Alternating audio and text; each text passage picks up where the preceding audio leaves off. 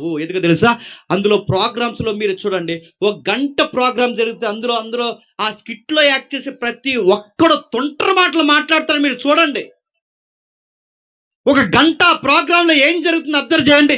Double meaning డైలాగులు, పనికిమాలిన మాటలు, వాడి భార్య మీద ఈడు సెటైరేయడం, ఈడి భార్య మీద వాడు సెటైరేయడం. అలాంటి ప్రోగ్రామ్ మీరు కంచాల్లో అన్నం పెట్టుకొని నీ పిల్లా పాపలతో సోఫా సెట్‌లో కూర్చొని చూస్తే రెండవ రాకడలో దేవుడు మిమ్మల్ని ఎత్తుకుని తీసుకెళ్తాడు అనుకుంటున్నాడా? దొంగలో దొక్కుతాడు ఏమనుకుంటున్నారు? రెండో రకంలో మీరు ఏం చూస్తున్నారు? దుష్టుడు వేసిన వలకి మీరు చిక్కారు. మంచి మాటలు వింటున్నారా?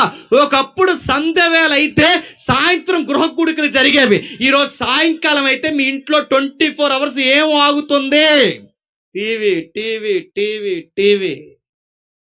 ఇది కనీసం దైవికమైన మాటలు కానీ, ప్రార్థన కానీ, వాక్యం కానీ చదవకుండా వాడు ఏకంగా నీ ఇంట్లోకి, నీ బెడ్రూమ్లోనికి, చివరికి నీ మొబైల్లో కూడా వచ్చేసాడు. నీ మొబైల్ హిస్టరీ ఓపెన్ చేస్తే నువ్వు 24 అవర్స్ చూసేవేంటి?